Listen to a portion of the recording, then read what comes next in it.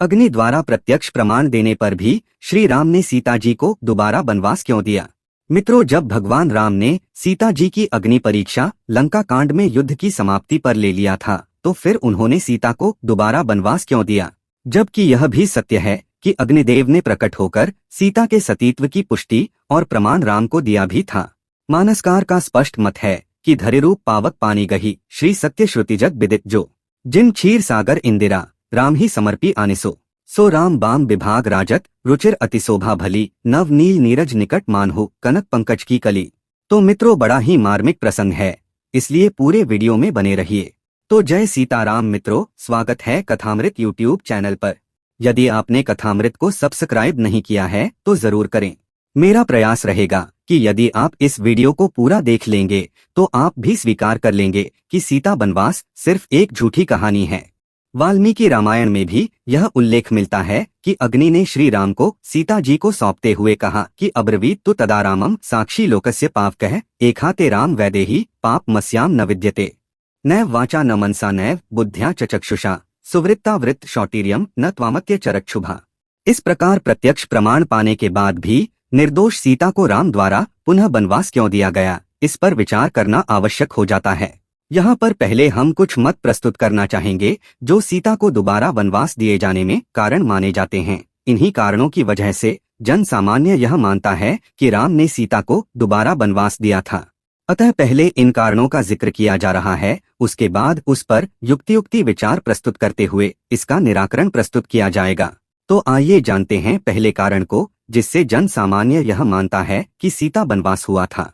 मित्रों, कुछ प्राचीन एवं वेंकटेश्वर प्रेस बंबई से प्रकाशित रामचरितमानस की प्रतियों में प्रक्षिप्तांश लवकुश कांड पाया जाता है, जिसमें सीता के दोबारा वनवास के कारण में यह कथा उल्लिखित है कि राम और सीता का गुप्त वार्तालाप होता है। इस वार्तालाप में सीता से राम ने महाप्रयाण का समय सन्निकट होने से एक गुप्त योजना बनाई। सीता से बात करके फिर धोबी और उसकी पत्नी की कथा को आधार बनाकर सीता को दोबारा वनवास दिया। उल्लेखनीय है कि यह राम की नरलीला ही थी। जानते हैं दूसरे कारण को, कि धोबी द्वारा अपनी पत्नी को मारते हुए यह कहना कि तू रात में दूसरे के घर रही है, इसलिए मैं तुझे घर से बाहर कर रहा हूँ। मैं राम नहीं हूँ जिन्होंने रावण की लंका में 14 महीने और 10 दिन तक रहने वाली सीता को अपना लिया। जानते हैं तीसरे कारण को।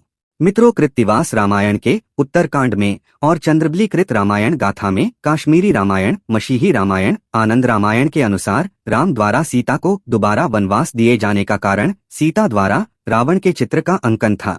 चौथा कारण, वाल्मीकि रामायण के उत्तरकांड में सर्ग 42 श्लोक 35-36 के अनुसार गर्भिणी सीता ने एक दिन राम से तपोवन और जंगलों को देखने की इच्छा व्यक्त किया था। राम ने सीता की इच्छा कल ही पूरी करने की प्रतिज्ञा भी की थी कि तुम्हारी इच्छा कल ही पूर्ण होगी, तुम कल ही वहां जाओगी। इसी कांड के सर्ग 45 में श्लोक 17-18 के अनुसार राम ने अपनी शपथ देकर सीता को वन में छोड़ आने की आज्ञा लक्ष्मण को दिया था। पांचवां कारण, ऐसे कथांश प्राप्त होते हैं जिसके अनुसार चूंकि दशरथ जी की आकस्मिक मृत्यु आयु पूर्ण होने से पूर्व ही हो गई थी, अतः वन से आने के बाद राम ने ब्रह्मचर्य व्रत का पालन करके पिता की शेष आयु का राज्य भोग करने अथवा पिता की कुछ अवस्था का भोग करने के कारण राम ने सीता को वन भेजकर पिता की शेष आयु भोग करते हुए राज्य किया था। यदि पिता की आयु भोगते समय वे सीता को पत्नीवत साथ रखते तो उचित न होता, क्योंकि इस दृष्टि से दशरथ की आयु भोगते समय सीता पुत्र वधू होती तथा साथ रखने पर ब्रह्मचर्य में विघ्न पड़ने की संभावना थी। अतः जन सामान्य का मानना है कि इन्हीं कारणों से राम ने सीता को दोबारा वनवास दिया था। मित्रों, मैं प्रत्येक बिंदु का विवेचनात्मक विवरण प्रस्तुत करते हुए इस शंका का निराकरण करने का प्रयास करूंगा। शुरुआत में जिक्र किए गए कारणों में से पहले बिंदु के संबंध में मात्र इतना ही कहना है कि जब सामान्य नर गर्भावस्था में अपनी पत्नी को कष्ट नहीं देना चाहता और प्रयास करता है कि वह इस अवस्था में सुखी रहे, तो भला मर्यादा पुरुषोत्तम श्री राम सीता को इस स्थिति में पुनर्वनवास कैसे दे सकते थे। जहां तक मैं समझ पाया हूं वह यह है कि ऐसी स्थिति में रामचंद्र जी सीता को वनवास नहीं दे सकते, क्योंकि वे स्वयं मर्यादा पुरुषोत्तम थे और उन्होंने कहीं भी ऐसी लीला नहीं किया जिसका अनुकरण जनसामान्य न कर सके, जो मर्यादित न हो। यदि यह लीला अपरिहार्य ही होती तो ऐसा कार्य राम लवकुश के जन्म के उपरांत कर सकते थे। अतः सीता के पुनर्वनवास की कथा कल्पित ही कही जा सकती है।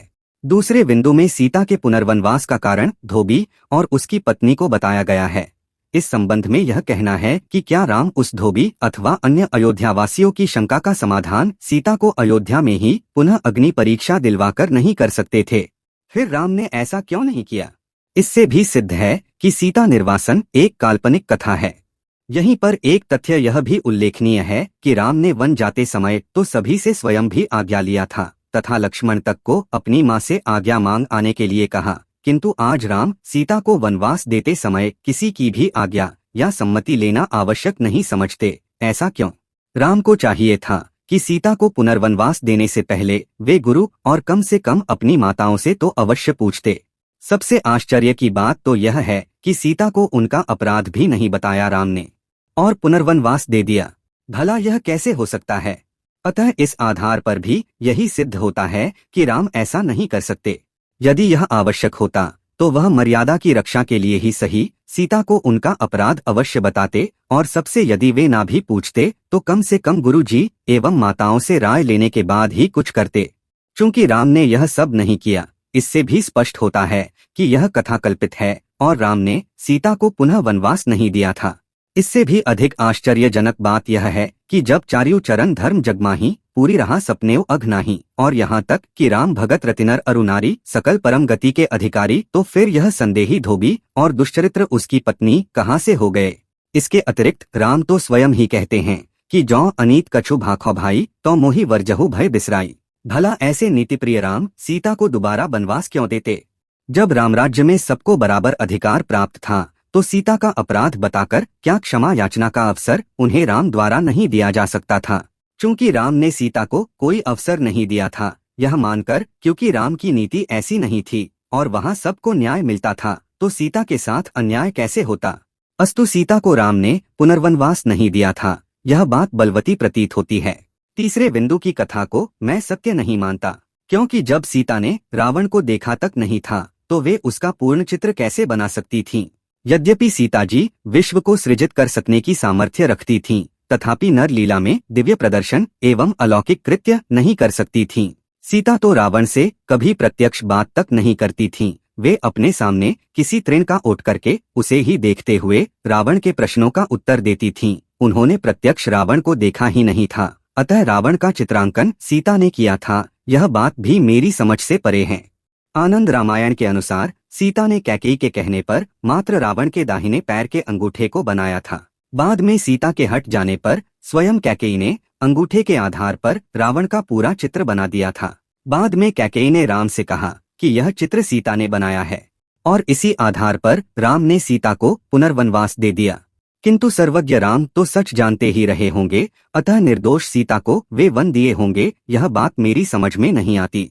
अतः इस आधार पर भी यह नहीं माना जा सकता कि वह कार्य सीता ने किया और इस आधार पर राम ने उन्हें पुनः वनवास दिया। अतएव यह पुनर्वनवास की कथा कल्पित ही कही जाएगी।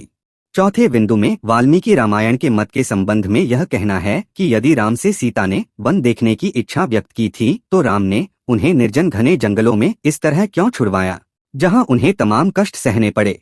क्या उनकी इच्छा सेवकों को साथ भेजकर कुछ दिनों के लिए वन घुमाकर पूर्ण नहीं की जा सकती थी? अथवा क्या राम स्वयं सीता जी के मनोरंजनार्थ कुछ दिनों के लिए सीता के साथ वन में रहकर उनका मनोरंजन कराकर वापस नहीं आ सकते थे? क्या इस तरह से बिना बताए दुरूह वन में सीता को लक्ष्मण द्वारा छुड़वाना राम जैसे चरित्रवान तथा मर्यादा पुरुषोत्तम के लिए उचित था?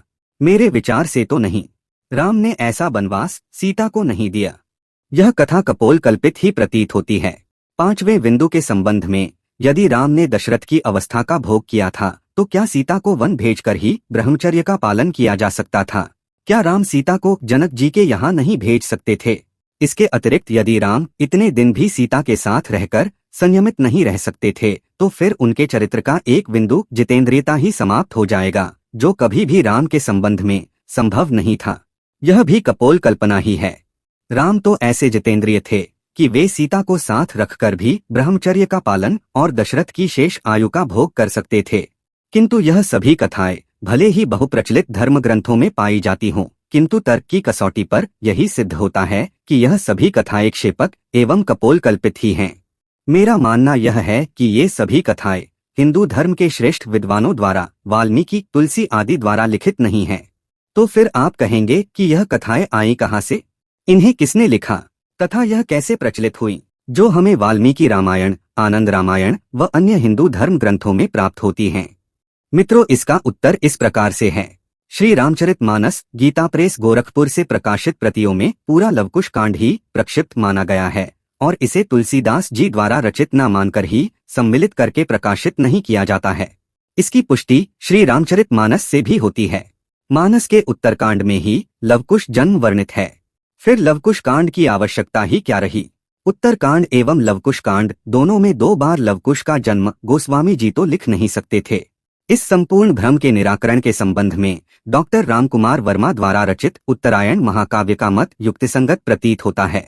डॉक्टर रामकुमार वर्मा ने उत्तरायण महाकाव्य में लिखा है कि जब गोस्वामी जी उत्तरकांड तक की कथा लिख चुके तो 8वें कांड को, जिसमें सीता के निर्वासन की कथा वर्णित है, उसे लेकर उनके मन में संदेह हुआ कि जब राम ने सीता की अग्नि परीक्षा ले ली थी और अग्नि ने प्रकट होकर साक्षी के रूप में सीता की निष्कलंकता सिद्ध भी कर दी थी, तो फिर सीता निर्वासन का वर्णन वाल्मीकि जी आपने कैसे कर दिया? क्या धर्मनिष्ठ राम ने निर्दोष सीता को दोबारा वनवास दिया था? आपने सीता को कलंकित क्यों किया? यह अंतर्द्वंद तुलसीदास जी के मन में उत्पन्न हो रहा था, क्योंकि उन्होंने वाल्मीकि रामायण में उत्तरकांड के अंतर्गत सीता के पुनर्वनवास की कथा को पढ़ रखा था। अतः उन्हें यह चिंता हुई कि वाल्मीकि जी ने यह कथा कैसे लिख दिया। तुलसीदास जी वाल्मीकि जी से ही प्रश्न करने लगे। इस प्रकार से सोचते हुए रात्रि में तुलसीदास जी अत्यंत ही परेशान थे, क्योंकि उनका अंतर्मन सीता के पुनर्वनवास की कथा को लिखने के लिए सहमत नहीं हो रहा था। इसी अंतर्द्वंदता में तुलसीदास जी को नींद आ जाती है और स्वप्न में उन्हें वाल्मीकि जी दर्शन देते हैं और तुलसी की शंका का समाधान करते हुए कहते हैं कि तुलसी, तुम गलत सोचते हो, मैंने तो सीता निर्वासन का प्रसंग लिखा ही नहीं है। मैंने तो केवल 6 कांड, 500 सर्ग और 24,000 श्लोकों की ही रचना की है। इसके अतिरिक्त जो भी लिखित या वर्णित है वह मेरे द्वारा नहीं लिखा गया है। वाल्मीकि जी ने तुलसी को स्वप्न में आगे बताया कि मेरी रामायण में पाया जाने वाला उत्तरकांड पूर्णतः प्रक्षिप्त अंश है, इस कांड को मैंने नहीं लिखा है। इस पर तुलसीदास जी ने पूछा कि फिर यह कथाएं आई कहाँ से?